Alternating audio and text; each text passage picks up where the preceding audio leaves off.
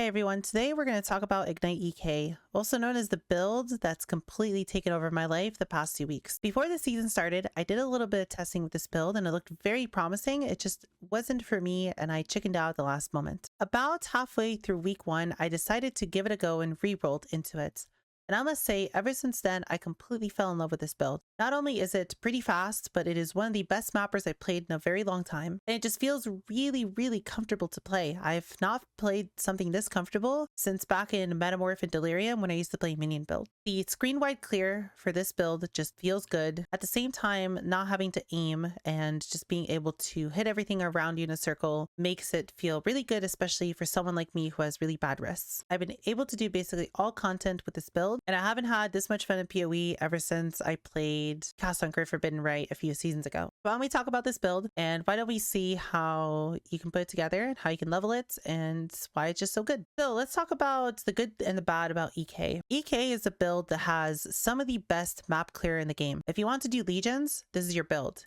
If you want to do Expedition, this is your build. If you want to do Sims, this is one of the 3 like S tier simulacrum builds in the game. If you want to do daily mapping, this is your build. If you want to do high daily orbs, this can do it with a little bit of investment. Hell, even if you want to do bosses, this build can do bosses with enough investments. It can tear through all content and it can do it on a fairly low budget that feels pretty comfy and is obtainable for most people. Only bad thing I have to say about this build is it's a little bit squishy, especially early on. Depending on your luck and depending on how much you like crafting, spell suppression is something that will carry this build really, really hard. But at the same time, getting spell suppression is a little bit expensive. Without spell suppression and without grace, which you can fit later into your build, this build tends to fall over sometimes, but with good positioning and with good kiting, you shouldn't have too much of a problems.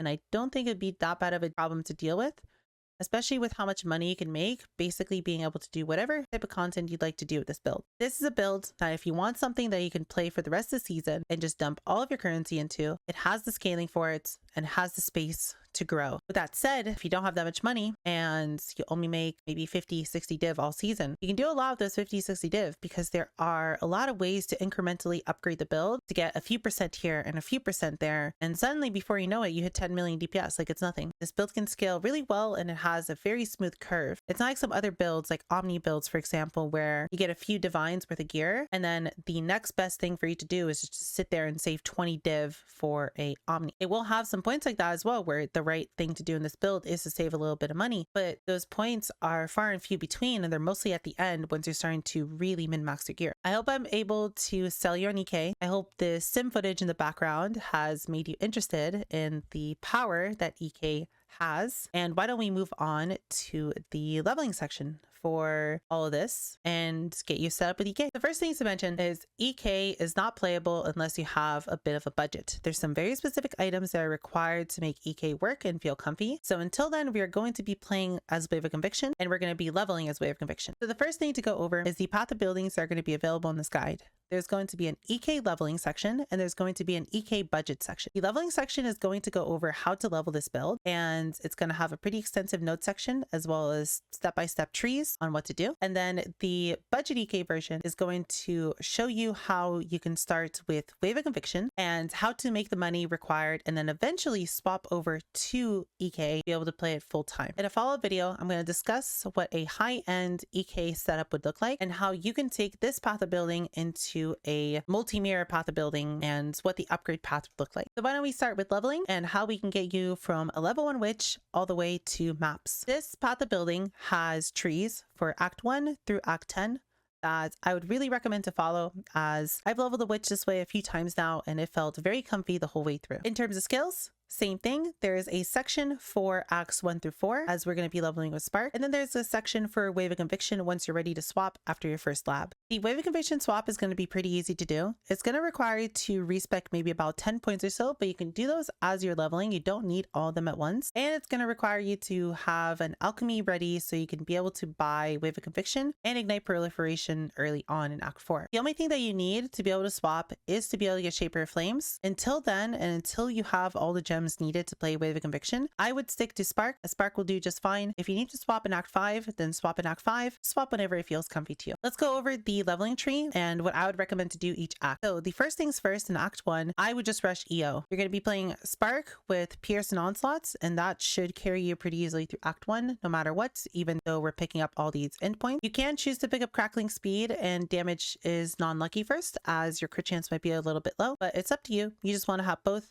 This mastery will carry you, and so will EO. In Act 2, I would recommend to pick up Mental Rapidity first. Spark has a little bit of a mana problem, and having this is going to make it feel a lot better, as well as cast speeds. Cast speed scales Spark really well. And then I'd recommend to pick up Quick Recovery, again for more mana regeneration. If you feel like your mana is good, then you can go for Lightning Walker next, or you can just pick up Rope Preparation, as the All-Res actually makes Act 1 and Act 2 very comfy. But it's up to you. After all this, the next goal is to get Arcane Will, again for even more mana. If you luck out and find a 4-link, you're going to struggle for mana, but Arcane Will should take care of most of it. If you're feeling good on mana, you can completely skip going to Arcane Will and just either deal with a little bit of a mana problem or simply just not have any at all and come over here and get ready to pick up Sovereignty a little bit faster. In Act 4, the next thing we're going to be doing is just simply picking up Sovereignty and Purity of Flesh. And then after this, we're going to be getting ready to swap over to EK. So the EK swap is pretty easy to do. You're going to be getting rid of Crackling Speed and Mental Rapidity, as well as Arcane Will, as we don't need all this. And the first thing I would recommend is to absolutely just go and rush Eldritch Battery. You're going to need a little bit of ES to play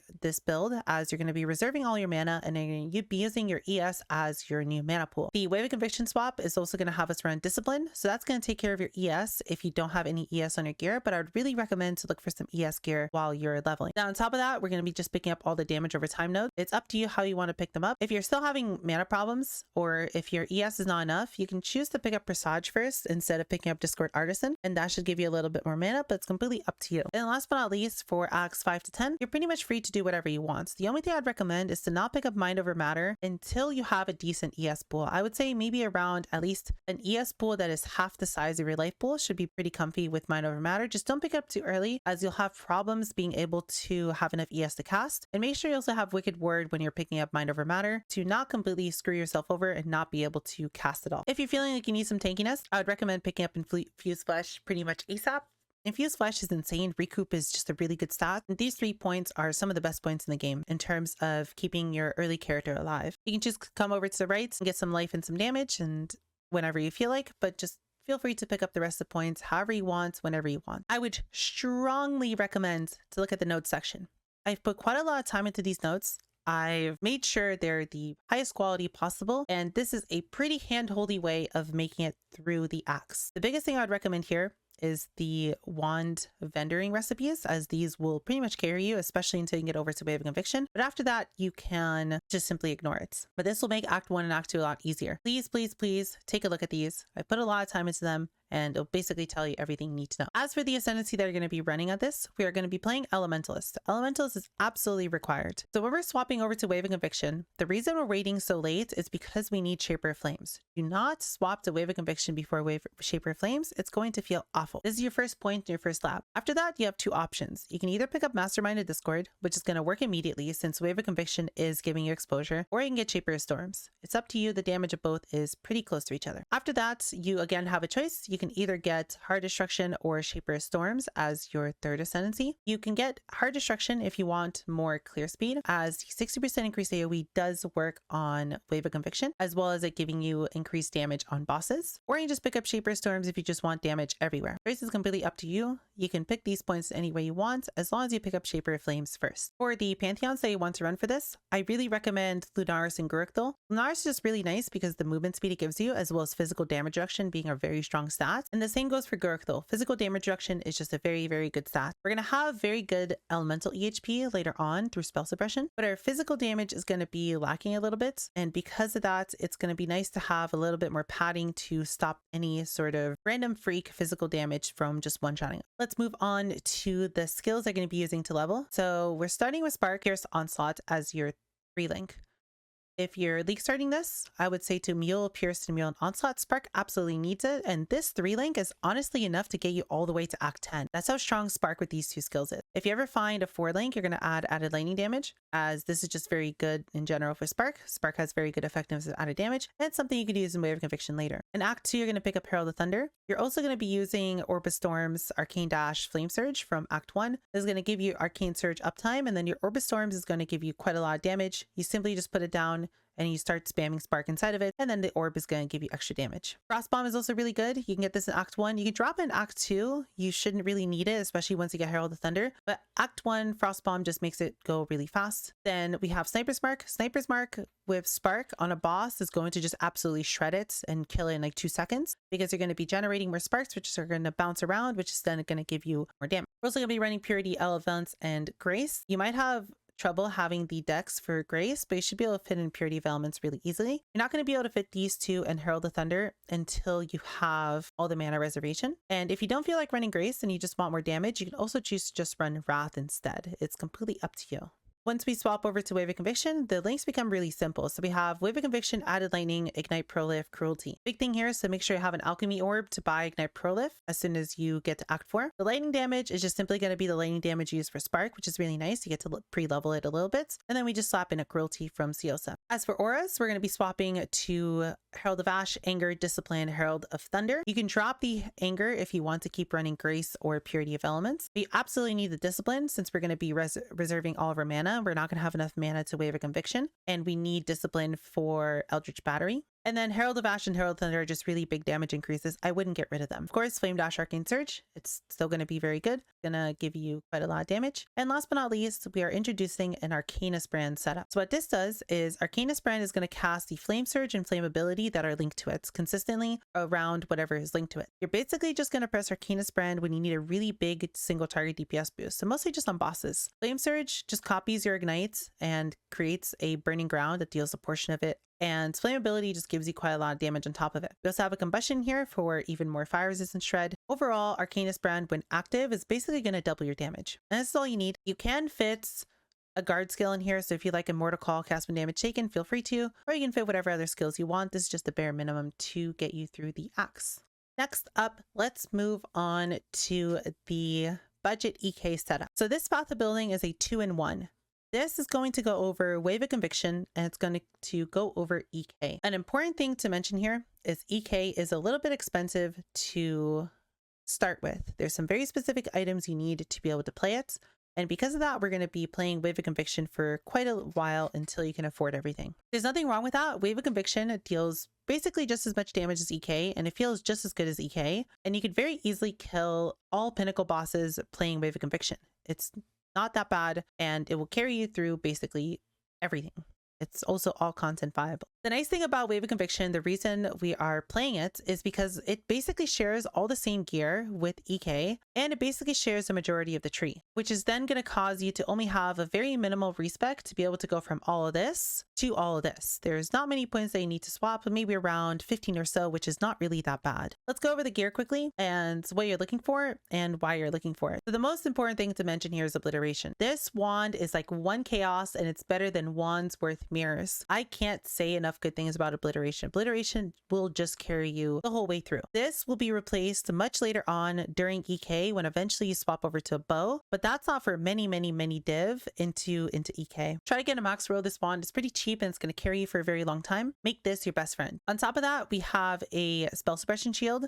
We're going to be trying to get spell suppression on our shield, our helmet, our gloves, and our boots to get spell suppression cap, along with getting instinct and the mastery for 12% more spell suppression. If spell suppression is a little bit out of your budget, then just simply ignore all the spell suppression rolls on everything. This build is just fine without it, but it's going to be substantially tankier if you do have spell suppression everywhere, and you're going to feel a little bit squishy without it, but you'll be fine with good positioning. On the shield, I just put some generic stats, and the same goes for all the gear here. It's just a generic life and resistances everywhere. There's nothing you really need special. If you like crafting, feel free to craft your gear however you like. If you're simply just looking to purchase the gear off a trade, just look for gear with decent stats. You're just looking to get res capped, get a decent life pool, and you're just looking to get spell suppression if possible. One thing you can look for on a shield is +1 physical to all spells, and I would really recommend doing that because a +1 physical to all spells shield is something you're going to be wanting for EK, and it will be with you for a while until you're ready to swap over to a bow setup. For the helmets, what I would really recommend to do here is, even when you're playing Wave of Conviction, is to look for a EK Fires in a Circle enchant. With this helmet, you can recraft it as much as you want. As long as you have the helm enchant on there, you won't have to find it later. This enchant can be pretty costly, so it's why I would recommend to try and pick this up early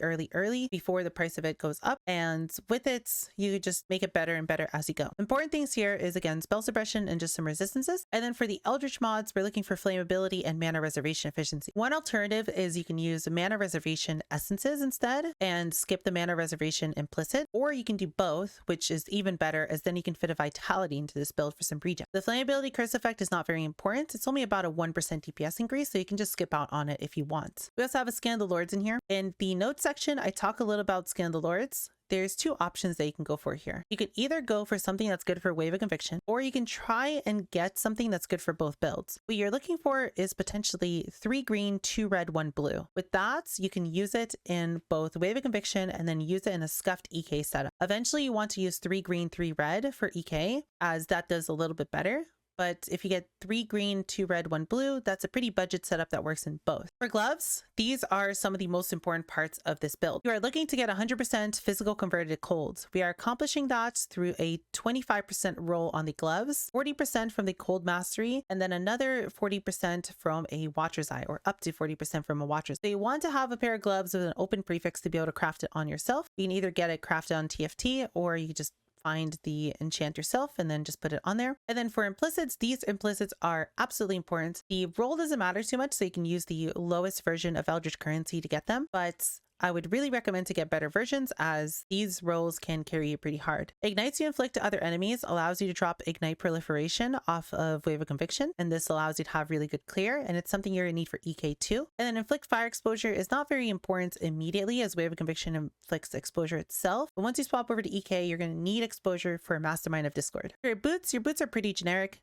You're only really looking for the Eldritch implicit for Ignites deal damage faster. The other one can be whatever you want. You can run Chaos Resistance if you'd like. You can run whatever else is available in the slot. And then for the stats, you're just looking for some movement speed, some life, Chaos Resistance, whatever you can find. For your amulets, I wouldn't go too hard on your amulet, since you're going to be replacing this with Gloomfang once you're swapping over to EK. But a +1 amulet is pretty nice to find. It'd give you quite a big DPS boost. And ideally, you want to find Charisma as well. Charisma is probably pretty cheap. You can maybe even look for a talisman that has some decent stats and charisma on it. Completely up to you. Poetic Devastation is a little bit of an expensive ring. This is going to scale EK insanely well. It isn't too much for Wave of Conviction. It's about a 5% DPS increase, but once you swap over to EK, this will be about a 10-15% DPS increase. These are pretty expensive, so you can skip it on this for a little bit if you want and just run a second rare ring with just some stats on it to fill in whatever you're missing. But try to save for one of these probably after you swap over to EK. Your other ring, you want a flammability on hit ring.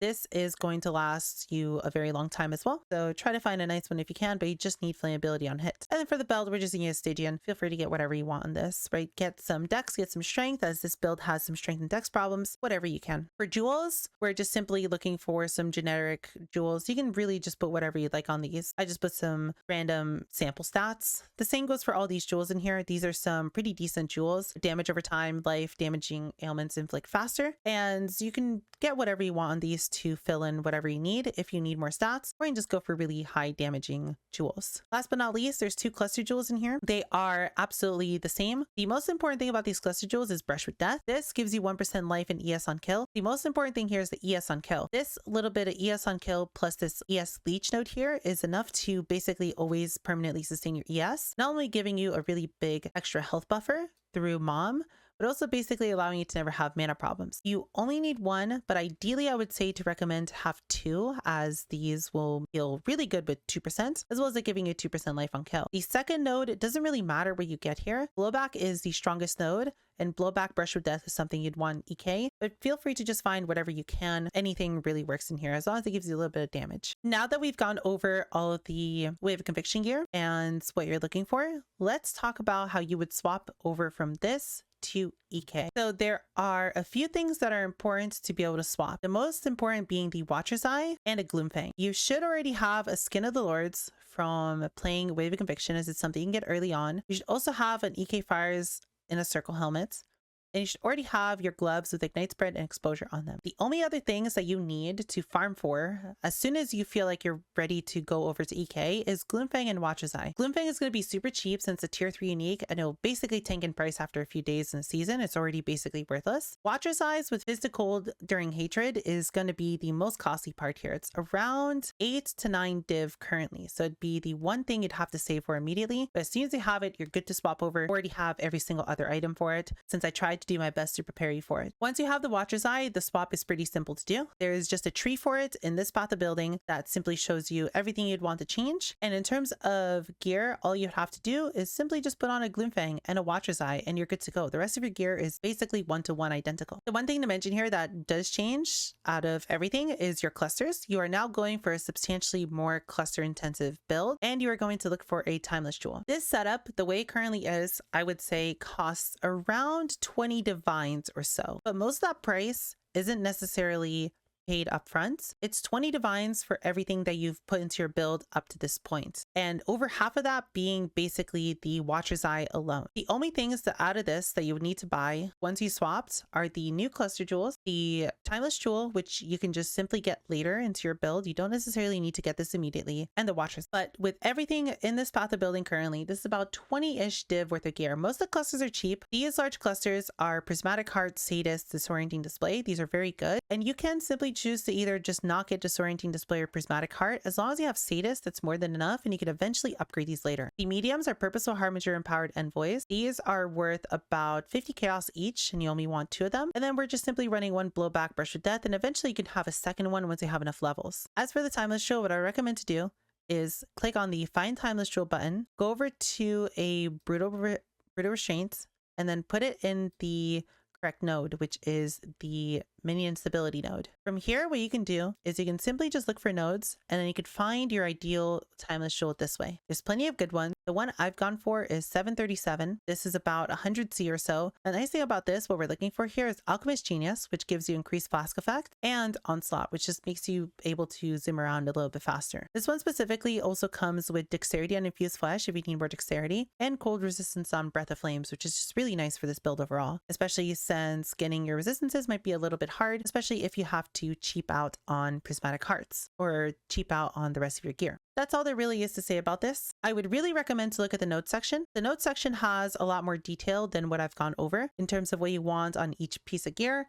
what stats you might want to look for, what you can and can't skip out on, and it should basically go over most of your questions on what you might need for this build. Outside of that, I would say I hope you enjoy EK.